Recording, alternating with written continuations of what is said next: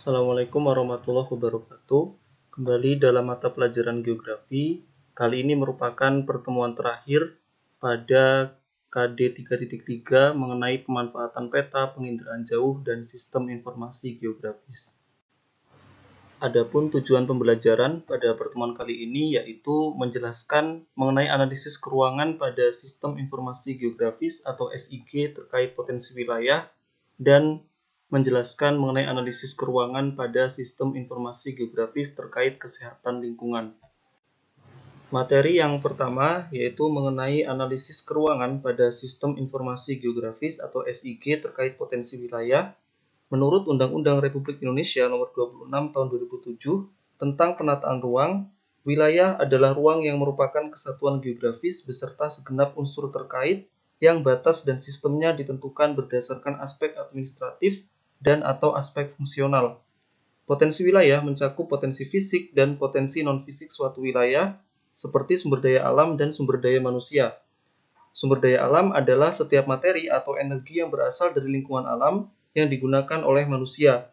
Menurut Zimmerman, hanya unsur-unsur lingkungan alam yang dapat memenuhi kebutuhan manusia lah yang dapat disebut sebagai sumber daya alam. Contohnya, lahan, tanah, air, tumbuhan, hewan, mineral, dan sumber daya energi. Sementara itu, sumber daya manusia adalah segala potensi dan kemampuan yang ada dalam diri manusia yang dapat dimanfaatkan bagi kepentingan dan kelangsungan hidup manusia. Sumber daya manusia menjadi sumber daya dasar untuk pengembangan potensi wilayah apapun. Potensi wilayah dipengaruhi oleh potensi lahan yang ada di wilayah tersebut. Klasifikasi potensi lahan dilakukan dengan menggunakan beberapa faktor yang dapat dipetakan dan dianalisis dalam sistem informasi geografi. Metodologi untuk klasifikasi kemampuan lahan menurut Mary Silpa dan Newshaja dapat diilustrasikan pada slide berikut. Jadi, misalkan kita memiliki beberapa data mentah atau raw data, yaitu ada peta kemiringan lereng yang berasal dari digital elevation model atau data ketinggian wilayah ya, secara digital, kemudian kedalaman tanah dan tekstur tanah, kemudian ada peta erosi, parameter meteorologi, dan batasan-batasan tanah seperti permeabilitas dan unsur-unsur kimia tanah. Lalu nantinya akan diubah dalam bentuk format vektor, yaitu bisa menjadi simbol titik, simbol garis, maupun simbol area. Lalu nantinya akan diklasifikasikan atau dikriteria mengenai potensi lahan yang akan dianalisis. Lalu dilakukan analisis overlay atau penumpang susunan, barulah akan didapat berupa peta klasifikasi potensi lahan. Dalam konteks pariwisata, potensi wilayah dipengaruhi oleh 7 jenis sumber daya yang dapat menciptakan beragam pengalaman wisata yang berbeda. Ketujuh jenis sumber daya itu adalah lokasi geografis, karakteristik ruang yang menentukan kondisi yang terkait dengan variabel lain untuk wisata, contohnya wisata mendaki gunung. Kemudian iklim dan cuaca. Iklim dan cuaca ditentukan oleh garis lintang dan elevasi relatif pada bentang alam yang luas, gunung, arus samudra, dan arus udara pada ketinggian tertentu. Topografi dan bentang alam, bentuk umum dari permukaan bumi atau topografi dan struktur permukaan bumi menyebabkan beberapa wilayah geografis menjadi unik. Materi permukaan bumi, materi yang menyusun permukaan bumi antara lain batuan, fosil, mineral, tanah, dan pasir. Air yang mencakup air laut dan air tawar seperti danau, sungai, dan lahan basah. Vegetasi, vegetasi mengacu pada ekosistem tumbuhan tutupan lahan di suatu wilayah. Wisata cukup sering bergantung pada adanya tumbuhan yang unik, seperti bunga Rafflesia arnoldi di Bengkulu, dan fauna. Hewan memiliki peran penting dalam pariwisata sebagai salah satu komoditas. Hewan memiliki habitatnya masing-masing, seperti komodo di Pulau Komodo atau lumba-lumba di Lovina, Bali. Selain untuk penentuan tata guna lahan, dalam pengembangan potensi wilayah, SIG dapat juga digunakan untuk mengetahui persebaran kondisi sosial, ekonomi, dan budaya dari penduduk suatu wilayah. Materi yang terakhir yaitu mengenai analisis keruangan pada sistem informasi geografis terkait kesehatan lingkungan.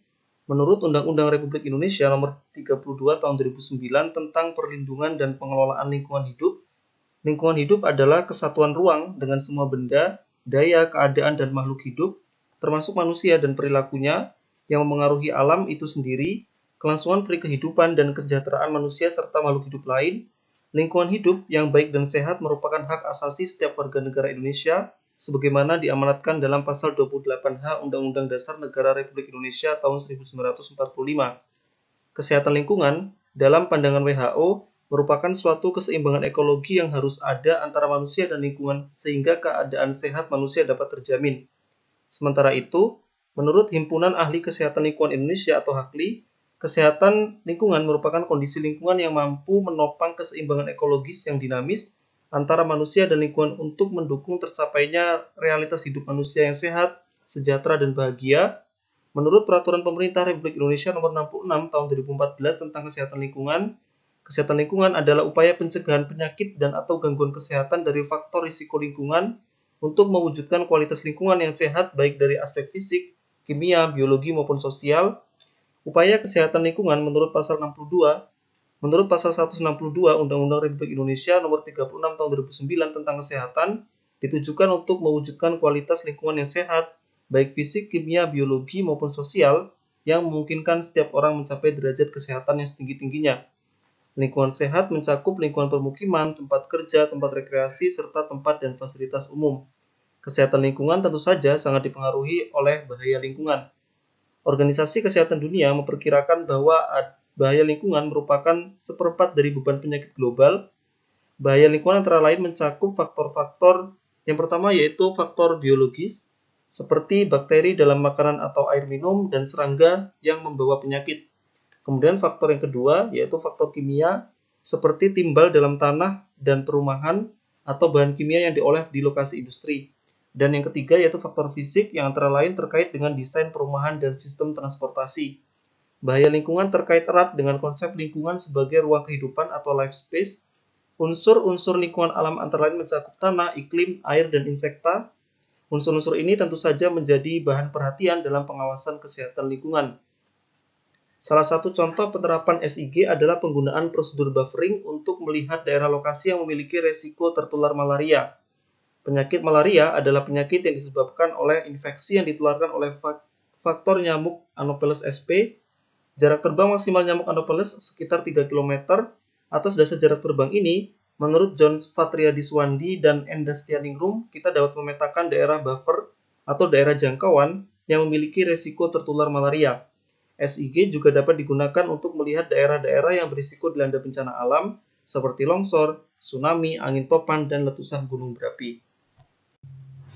Demikianlah materi yang dapat disampaikan pada pertemuan terakhir KD 3.3 mengenai pemanfaatan peta, penginderaan jauh, dan sistem informasi geografis.